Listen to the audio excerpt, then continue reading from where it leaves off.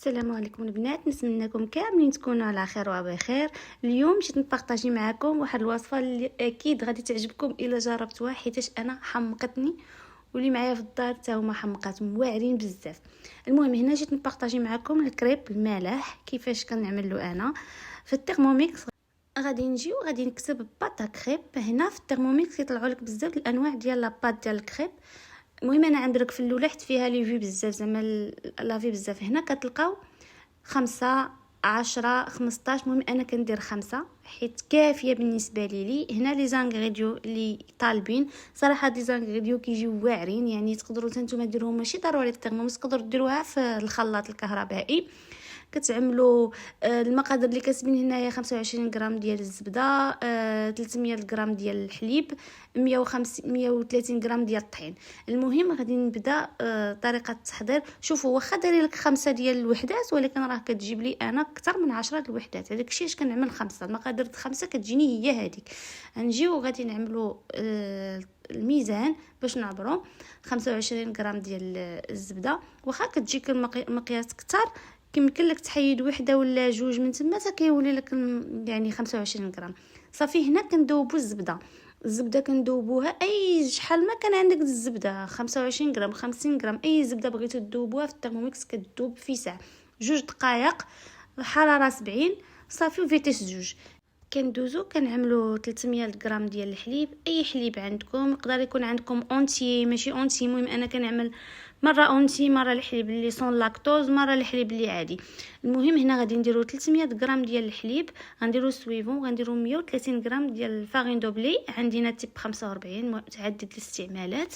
غادي نعمل 130 غرام. ولمعلوماتكم جيت فايته فيه شويه، ولكن بقات لي واحد تقريبا 25 غرام ديال الحليب راني زدتها فيه حيت جاتني فايته واحد 10 غرام، كملتها فيه صافي وجاتني هي هذيك لاباط. راه جات مسقونه 2 بيضات، ونعملوا سويفون واحد شويه د الملحه، ونعملوا الكوبلي وصافي. كنعملوا 20 سكوند فيتيس 4 ولاباط كتكون واجده وكتجي هي هذيك. هنا هاد لاباط هذه غادي ناخذ منها انا واحد شويه باش نديرلو واحد السكر ديال الفاني بنكهه الفاني. هنا الفيديو كيوريوك كيفاش كتجي. المهم غادي نقول لكم باللي انا خديت منها شويه باش عملت فيها واحد السكر وطيبته باللي شويه سكري شويه لا. هنا غادي نوريكم باللي هاد الطريقه كيفاش كتجي، سواء مالح سواء حلو. هاد الطريقه هذه الا بغيتوها حلوه كنزيدوا فيها 2 معالق ديال السكر وواحد ساشيه ديال الفاني، اولا زوج ساشيات كيف ما كندير انا. هنا لاباط ديال الكريب شوف كيفاش كتجي بحال لا فيديو، كتجي غزاله. قلت لكم هاد المقله عندي كنطيب فيها كل شيء، الرغايف الكريب كل شيء عندي انا. هاد المقله متعدده الاستعمالات. ندوزو لاباط الثانيه باش تشوفوا. كندهن شويه الزبيده، كنعمل هذا الكريب ديالي في هاد المقيله وصافي وكيجي غزال. المهم الكريب خصو يجي رقيق ما خصوش يجي غليظ. صافي دابا غادي نمشيو ندوزو باش نديرو الكريب المالح. كنزيد عليهم شويه ديال القزبر اللي قرطته، وهذا الابزار اللي عندي بيض، وصافي كنديرو في الترموميكس وكنعمل عاوتاني واحد 10 سكوند وكنعمل فيتيس 2 صافي وكيتخلط ليه. كندهن المقيله طبعا بالزبيده، وكنجيو كنديرو هذيك الخليط ديالنا ديال الكريب اللي خلطته بالقزبر والابزار والملحه. صافي هنايا كيطيب معنا الكريب كنقلبوه كيجي غزال. المهم كيف ما قلت لكم الكريب هذا المالح خصو يكون رقيق ما يكونش غليظ. ما تحطوش كميه كبيره، يعني حطوه غير شويه باش يجيكم هو هذا. هذه هي الكريبه اللي طيبتها الاولى. صافي كنكمل الكريب ديالي كامل. قلت لكم راه كيجيوني واحد لي كونتيتي اللي مهمه، يعني كيجيو بزاف تقريبا شي 12 11. عليها ما كنديرش ديال العشرة. ندوزو الحشوه، تبعوا معايا الحشوه كتجي بنينه. عندي هنايا واحد قريعه خضراء اللي حكيتها، وطبعا عندي واحد خزيوه حتى هي حكيتها، وعندي البورو اللي قرطته، وعندي الدجاج اللي طحنته بحال الكفته.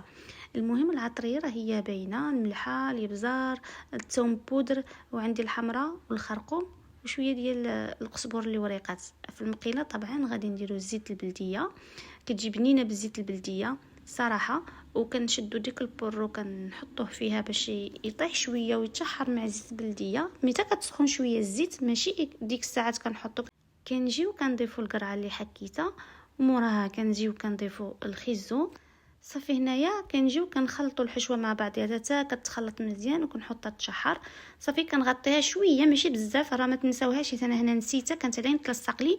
صافي كنجي كنلقاها هنا وجداد. هاد الاثناء كنضيفوا داك الدجاج اللي طحنته بحال الكفته وكنبقى نخلطوه مع بعضياتهم حتى كتدخل فيه ديك البصيله وداك الشيء اللي تما كيدخل فيه مزيان. موراها كنجيو كنضيفوا العطريه، راها كنديروا العطريه كنضيفوا الابزار طبعا الحمراء، الخرقوم، ديك الثوم بودر، داك القزبر اللي وريقات. صراحه كيجي بنين في الطياب. المهم انا كيعجبني نطيب بالنواشف بعض المرات وشويه ديال الملحه ما نساوهاش. صافي وكنخلطوا العطريه مع هاد الحشوه حتى كطيب على خاطرها وكنبداو نعمروا الكريب ديالنا. طبعا كتشوفوا هنايا باللي الحشوه ديالنا راها واجده طايبه. هنا غادي ناخذ منها واحد شويه غادي نوكلو لبنتي، صراحه كلاتو وعجبها جاها بنين وكلاتو. ندوزو باش نعمروا الكريب. عندنا هنا الفرomage، عندنا هنا موتزاريلا، وعندنا الطحين اللي مخلط بالماء. طريقه التحضير ديالي قبلوا عليها باللي قال شويه كيجي صعيب. كنديروا هنا واحد المثلث، الراس ديالو كيكون لتحت وهذاك ديالو الفوقاني كيكون لتحت، مثلث. كنشدو كنديروا الفرomage. هاد الفرomage اي نوع درتو، انا درتو مخلط ديال البيتزا والموتزاريلا، صراحه كتجي رائعه. كنديروا هاد الطريقه هذه باش كيجيو مثلثات، ولا بغيتو ديروه مربع ديروه، مهم مثلثات هكا حيت انا غادي نطيبهم في الاير فراير. صافي هنا راه كنت ديجا درت وحده قبل، المهم جيت دابا ندير الثانيه. صافي كنديروا الطحين والماء من الجوانب باش كيتلصقوا معنا دوك الجوانب، وصافي بحال هكا كتجي المثلث كيجي رائع بهاد الطريقه هذه.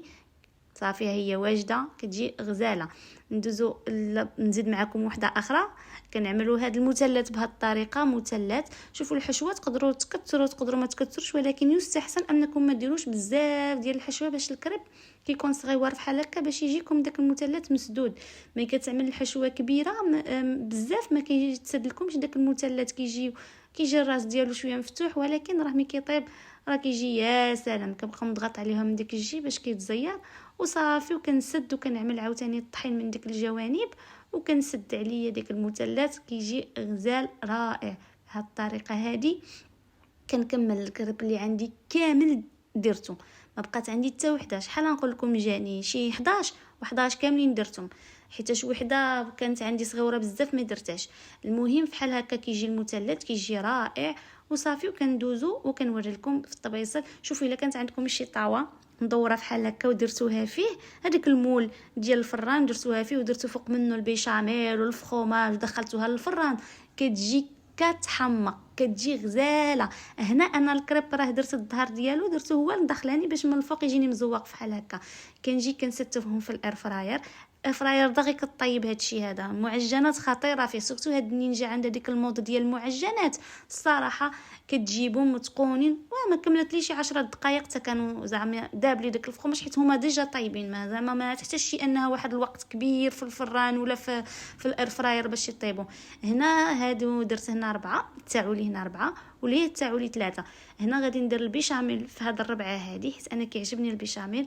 غادي ندير البيشاميل فوق منهم بربعه بهاد الطريقه هذه صراحه سهله. عند الغطايه غير كتهبط كنشد المعلقه وكنبقى ندهن بها هكا باش يجي. تقدروا ديروها فيها كامله، ولكن انا حيت كنت هنا حطيته في الاير فراير فجاتني شويه صعيبه المعلقه بهاد الطريقه. صافي ودرت فوق منهم الفخوماج بحال هاد الطريقه هذه كيجيو بنانين كيجيو كيحمقوا. درتهم بربعه بهم الفخوماج من فوق منهم وصافي. وكنجي لهادو الثلاثه درت فيهم غير الفخوماج والموتزاريلا، ما دهنتهمش بالبيشاميل، درتهم فرomاج بوحدهم والموتزاريلا صافي. وكنمشيو كندخلوا هادو في الاير فراير. انا نوريكم كيفاش كنعملهم في الاير فراير. المهم عندي الاير فراير ديال نينجا اللي عندها جوج مجوره، واحد الفوق واحد لتحت. على ود الاتساع خديت عندها مجوره الفوق لتحت. كنجيو المود بيك، ما عرفتش واش واضح هنايا في الفيديو ولا لا حيت عندي فيها 6 لي مود. كنعمل المود بيك راه هي مكتوبه تما بيك. هادو ديال المعجنات، بغيتو طيبوا الخبز بغيتو طيبوا بيتزا اي حاجه، هذا هو المود ديال المعجنات. كنعمل درجه الحراره 180 وربع ساعه صافي. كنديروا ستار، كنعمل دبل ستيك يعني باش يطيبوا زعما الا فوا بجوج بيهم صافي، حيت كاينه تما كاين ديك المود ديال انهم يطيبوا نفس المجوره بجوج صافي. هنا كتكون وجدت الكريب ديالنا، صراحه كيجي رائع. شوفوا ديك الفخومه شويه تحرق لي، ولكن راه حيت خليته زعما علينا ربع ساعه، ولكن راه خصني نطلع عليه، ما طللتش عليه. هنا نجي نفتح معكم وحده، راه كتجي غزاله، كيجي الفخوماج والموتزاريلا مجبدين فيهم والمذاق يا سلام. هاد الاثناء كنقول لكم السلام عليكم، تهلاو فراسكم، وإلا عجبكم الفيديو ما تنساونيش من لي لايك والبارطاج والتعليق ديالكم زوينات. تهلاو فراسكم، باي باي، الى فيديو قادم.